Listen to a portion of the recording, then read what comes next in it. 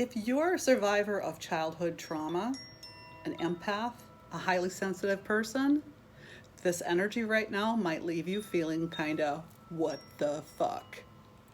It's intense and it can be really triggering and it can be overwhelming, but it can also be an incredible opportunity. In this video, I'm going to share with you my insights, my read on what's happening with the energy right now. September 29th, 2023, full moon in Aries, and forecasting the energy for the month ahead in October. Hi, my name is Valerie. I'm an intuitive energy and spiritual healer, and I help people transform from a life of surviving the effects of childhood trauma to a life that is thriving. In this video, I'm going to share with you some key insights into the energy that's going on right now. Might be leaving you feeling a little what the fuck. So stick around. I wanted to note here real quickly, this is not my usual setting. I'm actually in my office. Right after work, I had just this little window of time to get this filmed. I wanted to get it out before the full moon tonight, so that's what's up with this. And yeah, I'll see you inside the video. Tonight, September 29th, is the full moon in Aries. And as often happens with a full moon, this is a time where things can be very much coming up to the surface. For those of us that are living with CPTSD or the effects of childhood trauma, this is especially true. We tend to be highly sensitive people or empaths. And so the time of the full moon, especially when we've just had the moon in Pisces, and Pisces rules your feelings and intuition. And it's our intuition that we use when we tap into the energy of other people. This is a survival strategy that we acquired to keep us safe in an environment where our safety very much depended on us being able to predict and understand the moods and behaviors of other people and what was expected of us, where communication wasn't always very certain and clear. A while back, I posted an energy update where I talked about the north node of the moon going into Aries, and how that north node is an indicator of the type of energy that we as a collective and a planet, as humanity, are diving into head first for the next year and a half. We're still in that period, but now we also have the moon itself actually moving from Pisces into Aries. And so this full moon tonight is the Aries full moon. Aries is a fire sign.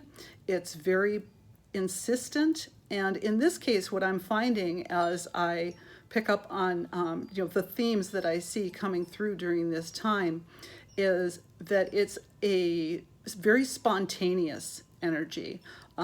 Aries energy is very immediate, very insistent, very high energy with a lot of momentum and a lot of push behind it. What's happening now is that there's changes that are happening. There's things that are going to be coming up, and it's going to be happening very spontaneously, unexpectedly. Now, for those of us that are highly sensitive or have CPTSD, this can be triggering. So it's really good to be aware of this. Let me give you an example. So one of the things that I have noticed recently, and it's just happened so suddenly, I've been struggling for a long time. One of the issues that's been ongoing in my life has been the inability to get myself to go to bed at night. I know this sounds really stupid, but it goes way back to early childhood, that my habit of staying in bed and reading goes back to when I was about 6 or 7, which is when the trauma really started to intensify. As soon as I had learned to read, that's all I wanted to do. I stayed in bed and read all day. I didn't go to school. I didn't even tell my parents because, yeah, they weren't even aware until the school called them and said, hey, she's not coming to school. So I was playing hooky, and I just wanted to stay in bed and read. That was heightened even more by the fact that my parents weren't there to tell me to go to bed. So this is a lifelong habit, and I've been aware of it for years and tried various schemes and little tricks and tools to try to get myself to like go to bed at a decent time, especially with the job that I'm working right now. My regular 9 to 5 job is actually like a 7 to 4:30 job. I have to be in the office at 7 o'clock in the morning. So it's pretty important that I get to bed at a reasonable hour. And just lately, in the last week or so, I've just like spontaneously, I can't explain it. I just started going to bed like an hour earlier and not reading in bed. I'm just going to bed at 9:30 so that I can get up and feel better the next morning. And that just happened kind of spontaneously. This could also be taking effect, and I see that it is for a lot of the people that I've talked to, friends and clients, of spontaneously dropping not just a bad habit like delaying going to bed on time, but actually shedding addictions, just quickly and spontaneously shedding addictions. Like she has a prescription for some anxiety medication. And she just told me, I'm still kind of anxious and I'm still in the same situation, but I just don't want to take this prescription anymore. Boom, just gone. So there's another example of how this Aries spontaneous, it's like a spontaneous transformation. If you can stay grounded and focus on your self-care and stability and keeping yourself in present moment awareness, this can be an opportunity. You can take advantage of this energy for transformation. It is easy to get triggered. It can feel overwhelming, but you can, it's a time to step up your spiritual practice. And if you don't have one, look into growing one and acquiring one. It's not something that you need to, like, you're going to just suddenly have it done, but it's something that you can work on. The number one thing that I recommend for everybody, friends, clients, family, is meditation. And a lot of people get sick of hearing that, and I can't meditate. And if you can't meditate, it's who should meditate. But seriously, start with 3 seconds. 3 seconds. Set an alarm on your phone to go off every day at, I don't know, whenever is a good time for you. Just stop whatever you're doing. Close your eyes, feel grounded and centered in your body, and just focus on taking 3 deep, slow, steady breaths. That's meditation. Meditation takes so many forms. There's 101 different ways to meditate. A very good friend of mine, she says that she can't meditate and she doesn't meditate, yet she can spend hours slowly paddling around a little lake in her kayak, just looking at the plants and flowers and the water and the birds and the wildlife. That is meditation. Whatever you're doing that is your way of finding peace and inner stillness and closing down all that rubbish that is going on in your mind all the time, that's meditation. You don't have to just sit in one place and do nothing to be meditating. So the next theme that I picked up with on this spontaneous energy is that you could very spontaneously be hypersensitive and hyper emotional. And this is especially relevant for me right now, because I'm in the process of weaning myself off of the last of the antidepressants that I'm still taking from when I was hospitalized 10 years ago. And super sensitive, super sensitive. I can feel really fine one day and then just like totally in the dumps the next day. And part of that is weaning myself off of this medication. Yes, with a doctor's supervision and all that, my therapist, it's all good. But I wanted to point out that rather than say, oh, the energy is not right for me to do this, or it's not a good time to try to do this. I'm using this as a way of self-care. This is my self-care. I'm taking care of myself by doing this, and I use all my tools, and I call on friends and my support network and tell them all, this is what's going on, this is what I'm going through, and sometimes I have a hard time, and then I can call somebody and get support. It's very important as someone with PTSD or CPTSD to have support around you. And I don't mean just family, because often for us, family is, they seem like support, they maybe think they're being supportive, but they're often the source of the problem. There's nobody left from my family of origin that I have a close and intimate relationship with. The people that I call on when I need support, when I need someone to talk to, is not family. I've built my own family with friends and people in my spiritual community that I have learned are worthy of my trust. And so one of these spontaneous types of things that you may find happening, you might be experiencing, is going back to what I was telling you about the medication. This is something that I didn't just decide to do. It was something that spontaneously happened due to circumstances outside of my control.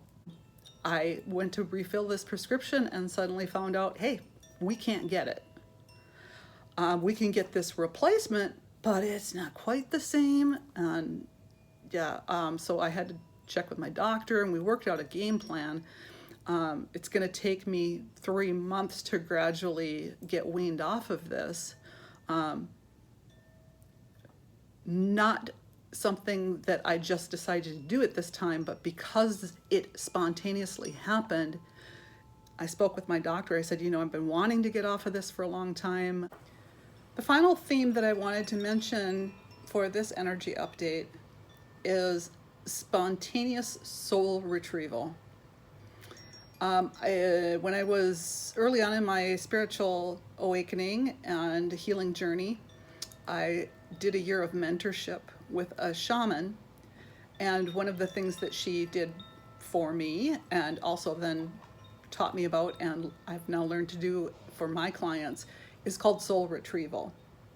This is a sort of a spiritual healing or energetic healing having to do with those parts of ourselves that have been cut off. In the shamanic tradition, they say that a piece of your soul, when trauma occurs, a piece of your soul is splintered off and left behind in time. And as an energy healer or a shaman can take you to retrieve that part and reintegrate it into yourself. To look at this in the same scenario from like a psychoanalyst or therapist point of view would be to say that this is a part of yourself that you have repressed, that is cut off, but it's in you. It's trapped in your body as trauma, or it's locked in your subconscious, and you've locked a piece of yourself away and won't look at it and won't deal with it because it was too much to deal with at the time that it happened. And that is one of the survival mechanisms that people frequently employ when they are having trauma, especially as children. So soul retrieval is a process, a healing process, but it can also happen very spontaneously. And I've been fortunate enough to have spontaneous soul retrieval several times because of my work with this shaman and because of my ability to do soul retrieval. I think I'm more open to having it happen spontaneously. But I'll give you an example of what I'm talking about here. When I was about 12 years old, I had a particularly traumatic incident occur, and as I mentioned earlier, my go-to response is to basically to dissociate, to go into this like kind of shutdown mode, contracted mode, and I really very much lived in a fantasy world of my own making in my head. At that time, because I was very young still, only 12, 13, 14, throughout junior high is when this was occurring, I didn't feel safe around males. That's usually the age when girls start to get interested in boys, and there's, you know, dating and dances at school, and I was not doing that. I was not interested, and I protected myself by forming a bond with an older male that was actually kind of a friend of my parents. He was in their coven, so he was quite a bit younger than them. He was 7 years older than me. So imagine I'm 12, he's like 19, I'm 13, he's 20. Looking back on it in hindsight, I can see that we did have a nice relationship, kind of like a big brother sort of might have with a little sister. But in my mind, we were very close, intimate. I planned to wait until as soon as I was 17 and could leave home. I would leave home, and then we would be together, and I would have a life, you know, this wonderful life, this vision and this fantasy that I built for myself. And then what happened recently was, again, it just happened spontaneously. I really screwed up my courage here a few weeks ago and decided there was a guy in my spiritual community that I thought was really neat, and I'd like to know him better. And I screwed up my courage and I gave him my phone number. Actually, even at my age, I'd never done that before in my entire life. So I gave him my phone number and said, hey, let's get together and have coffee. And then it was, because I left on vacation, it was like a month or so later that we did finally get around to going out, and we had coffee and we sat and talked for a couple hours, and it was really nice, and I enjoyed it, and I thought things went well. But then afterwards he texted me, and he was very kind, very nice, but he said, you know, it's nice having you as a friend. Yes, that phrase. So it's in the friend zone. There's not a big investment here. There's not like a lot on the line, but because of that intervening time period between when I reached out to him and he responded favorably right away, but then it was like over a month before we actually saw each other. I had time to go into that place in my head again, and it's literally, it's neural pathways in my brain. There's a groove in my brain that says potential relationship, do this. It's what I defaulted to. And I can see now that it's been a couple of weeks. I probably was not showing up when we met that day for coffee. I probably didn't make the greatest impression. I probably didn't show up as my best self. People with childhood trauma very frequently do. It's a way of protecting ourselves because it's not safe to have deep, authentic, real relationships, so we have them in our head. I was able to recognize in this incident that happened recently that this was triggering what happened when I was in junior high, when I was 12 and 13. And because of my background, my training with the shaman and my experience with soul retrieval, I was able to retrieve that piece of my soul that was broken off and left behind in junior high school. So not that I planned to do that, but that's what the energy is supporting. It would have been really easy when he texted me and just basically put me in the friend zone. It would have been really easy, simple, and automatic to go into shutdown mode again, to retreat within myself, to be really triggered and really wounded. And I was hurt, but I could see that I was hurt out of proportion to the current situation, that this is me reacting to something that happened decades ago. And so through soul retrieval, I was able to bring that piece of myself back and just breathe it back in. And so this is another example of the type of spontaneous energy that can overwhelm, or you can use it to your advantage.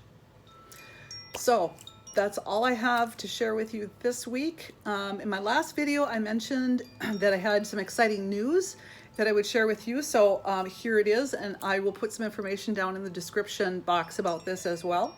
I'm going to be doing an event.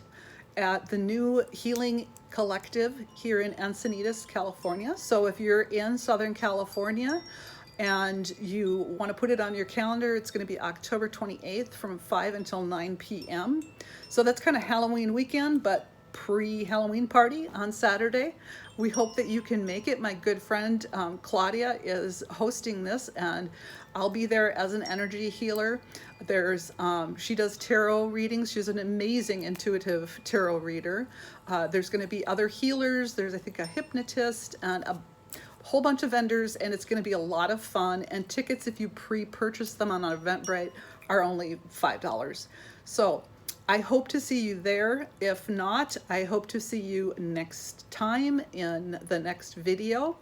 As always, I'd love it if you can show your support just by putting in a comment or give me a thumbs up. You can hit subscribe, and that's all for now. I will see you next time.